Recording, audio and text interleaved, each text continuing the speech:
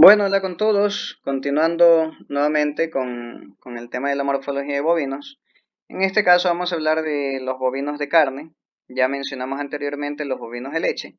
Así que esto va a ser bastante más rápido porque ya vamos a tener una idea más clara de qué es o cuáles son las principales características que tienen los bovinos.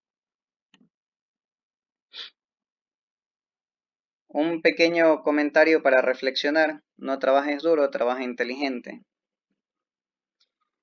Entonces vemos que la conformación, la morfología en bovinos de carne es similar a la del bovino de leche. Tenemos lo mismo, cabeza, cuello, tronco, extremidades. Internamente tenemos los mismos sistemas, óseo, circulatorio muscular, etcétera, etcétera, etcétera. Vemos la conformación del animal como tal, igual, muy parecida, con la diferencia de que en el bovino de carne vamos a ver la parte del cuello, la parte del frente, bastante más gruesa, más fortalecida, con más musculatura. La papada por lo general va a ser más caída, más grande que en los bovinos de leche. Estas cisternas de leche, las venas mamarias y las venas que se ven en la ubre no son tan prominentes en el ganado de carne. Aquí no se ha seleccionado tanto por la producción de leche, sino más bien por la calidad de carne que puede producir o por qué tan buena es para esta raza para desarrollar o para criar a su ternero. Entonces, en ganado lechero, el ternero incluso se lo desteta apenas nace. En ganado de carne se suele dejar el ternero que se críe con la madre.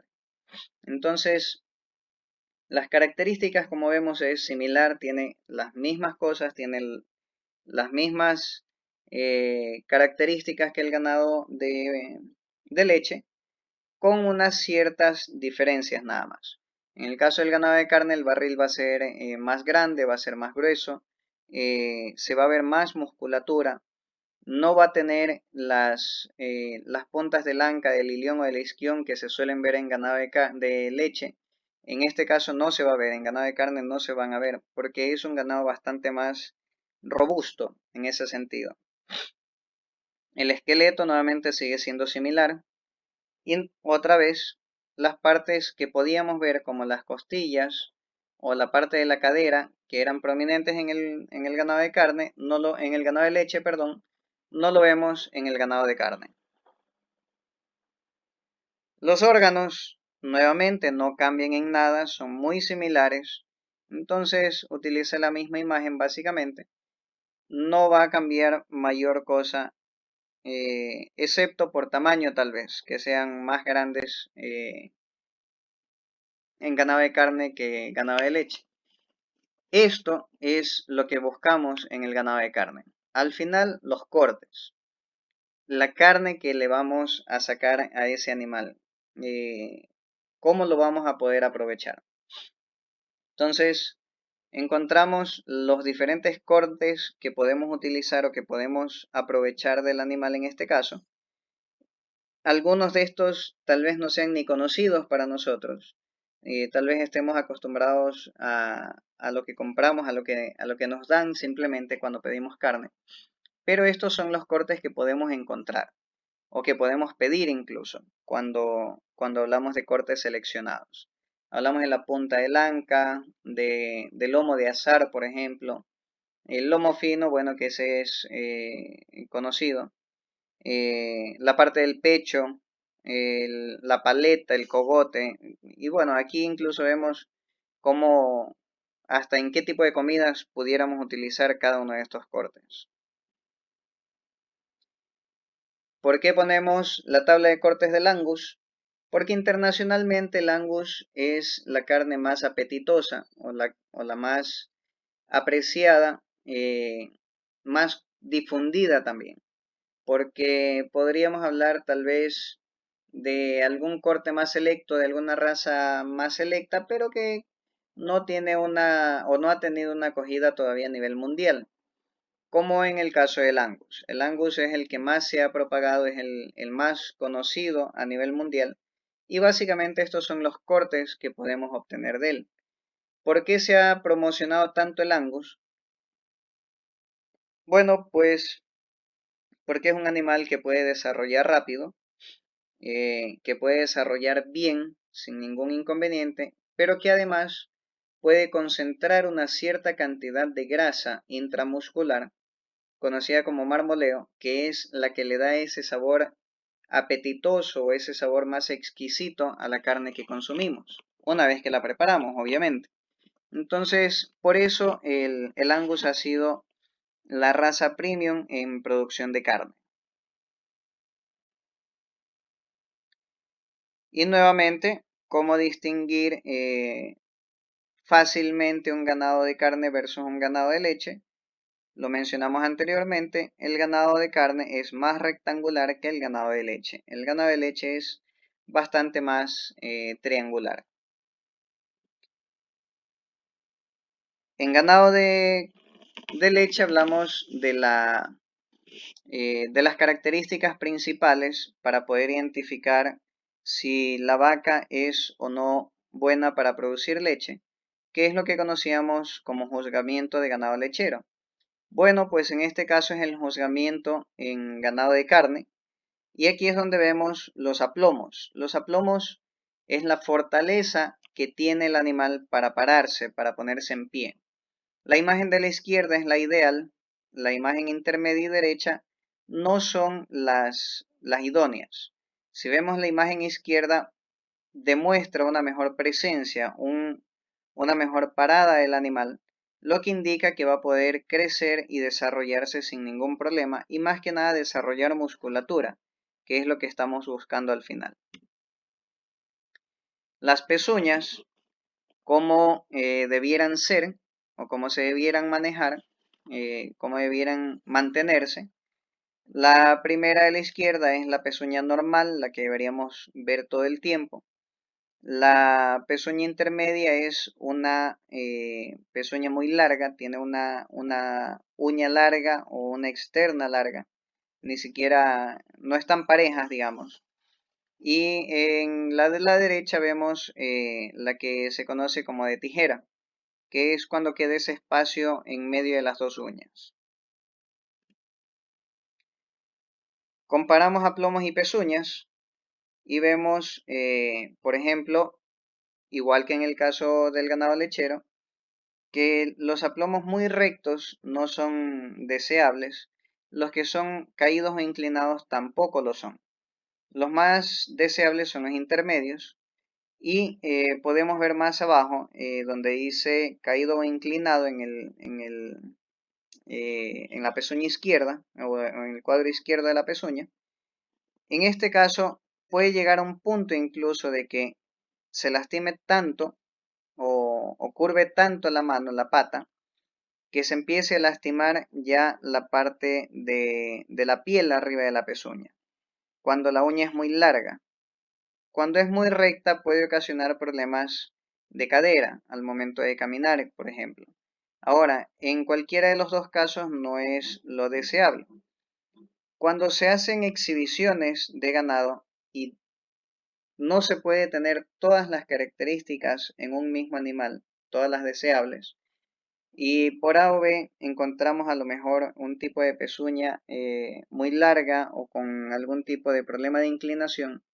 Lo que suelen hacer para la exposición, nada más, es recortar un poco la uña y dar la forma deseada.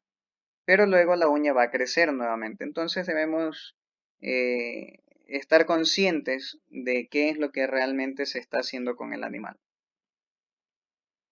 En este caso vemos problemas de columna, sea que tenga un arqueamiento hacia arriba o hacia abajo, como cifosis o como lordosis, no es deseable ninguna de las dos. La columna debiera ser lo más recta posible, sin ningún tipo de arqueamiento. Eso indicaría que la columna tiene la fortaleza suficiente para conservar, para sostener la cantidad de carne que está produciendo ese animal.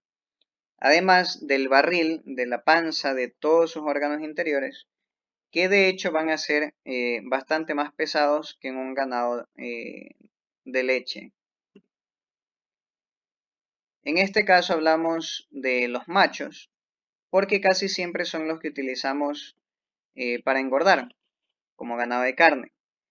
En el caso del ganado de leche casi siempre se habla de hembras. Entonces en el macho también vemos la altura del escroto.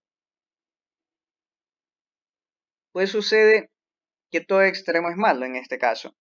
Si está muy pegado a la parte superior, como es en el caso del gráfico C en esta imagen, puede tener problemas más que nada en climas calurosos.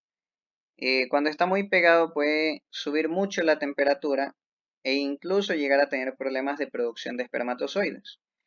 La imagen B, la central, tampoco es deseable porque cuando cuelgan mucho los testículos, al momento de caminar, el toro puede golpearse y eso también puede acarrear problemas de producción de semen. Lo ideal sería la imagen que vemos a la izquierda, la imagen A, que es una altura media, ni tan pegada a la barriga ni tan colgada tampoco. La altura del prepucio, nuevamente, como en el caso de las vacas, la punta debería estar más o menos a la altura del corvejón, pero,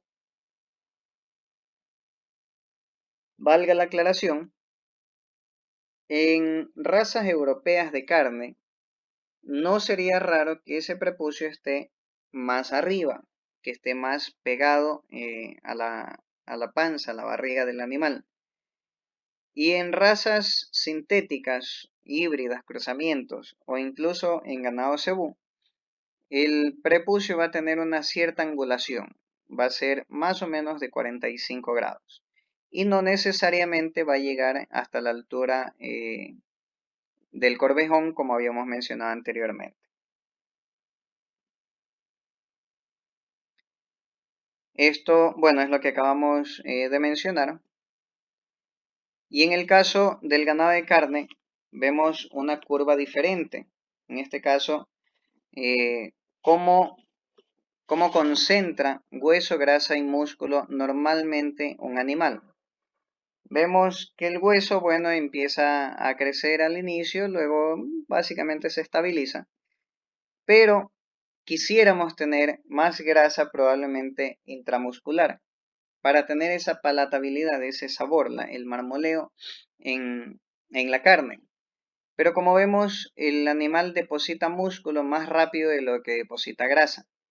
En el caso del Angus, esto varía un poco. Por eso es que el Angus ha sido una raza preferida para producción de carne.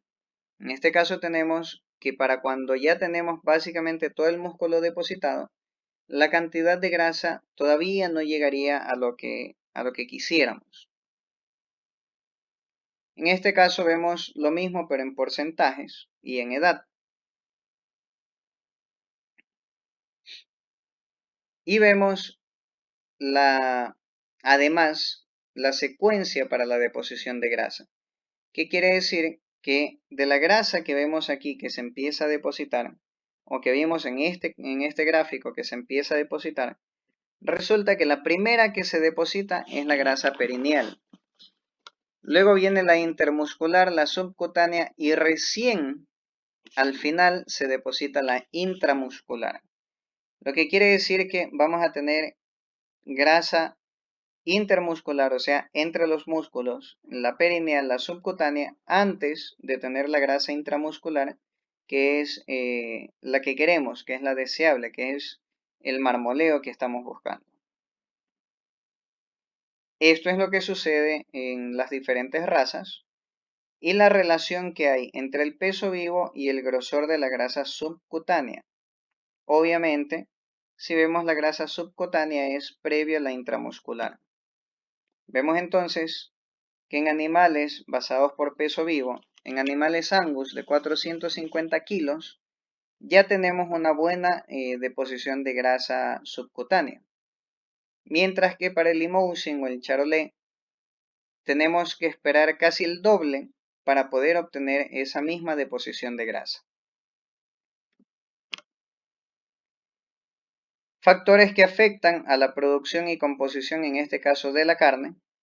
Tenemos nuevamente la raza, el estado fisiológico, la alimentación, la edad y bastante podríamos mencionar el tipo de manejo que le demos a nuestro ganado. Esta es la raza, perdón, los cortes de carne con marmoleo que estaríamos buscando. Estas manchitas blancas que se ven dentro de la carne, eso es lo que se conoce como marmoleo. Y bueno, muchas gracias.